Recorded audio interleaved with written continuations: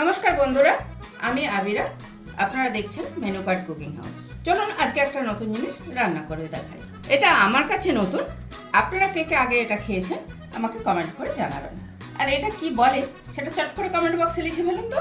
এটার নাম কি? এটা এবার ভালো করে ধুয়ে ছোট ছোট করে কেটে আনুন। ওটা ধুয়ে এরকম ছোট ছোট করে কেটে নিয়েছি। এবার মশলাটা তৈরি করে নিতে হবে। প্রথমে পোস্ত দিয়ে দিলাম 50 গ্রাম মতো, আর দেব 5টা কাঁচা লঙ্কা দিয়ে এবার এটা ভালোভাবে বেটে নিয়ে আসুন।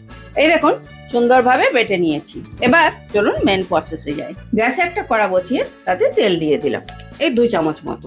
এইটা আসলে বানাচ্ছি ধন্দুলের পোস্ত, ওটাকে বলে ধন্দুল।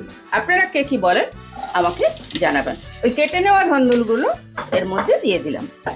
এটা 500 গ্রাম ধন্দুল আছে। এরপর দিলাম পরিমাণ মতো নুন। আজকে আমি পোস্তটায় হলুদ দেবো না, হলুদ ছাড়াই রান্না করবো, কারণ অনেকেই পোস্ত হলুদ ছাড়া রান্না করতে পছন্দ করে। আপনারা যদি হলুদ দিতে পছন্দ করেন এই সময়তে একটুখানি হলুদ দিয়ে দিতে পারেন, তবে পোস্ততে কখনোই অনেকটা হলুদ দেবেন না।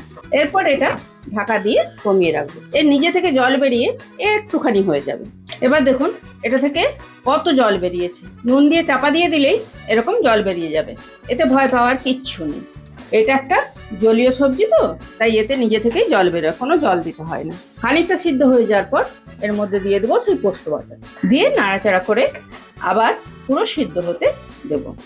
ঢাকা দিয়ে দিলাম, দিয়ে পুরো সিদ্ধ হতে দিলাম। 5 মিনিট ঢাকা দিয়ে রাখার পর এটা তুলে নিলাম। এবার দেখি কি অবস্থায় আছে। বাহ, সুন্দর সিদ্ধও হয়ে গেছে আর তরকারিটা প্রায় রেডি হয়ে এসছে। এবার এই সময় দিয়ে দিতে হবে অল্প একটু মিষ্টি। নিরামিষ তরকারিতে একটু মিষ্টি না দিলে ঠিক ভালো লাগে না, তাই দিয়ে দিলাম অল্প সামান্য।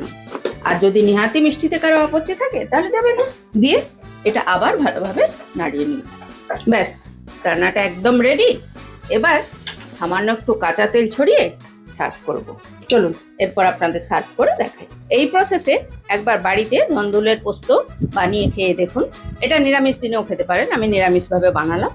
খেয়ে দেখুন কেমন হলো আর আমাকে কমেন্ট করে জানান।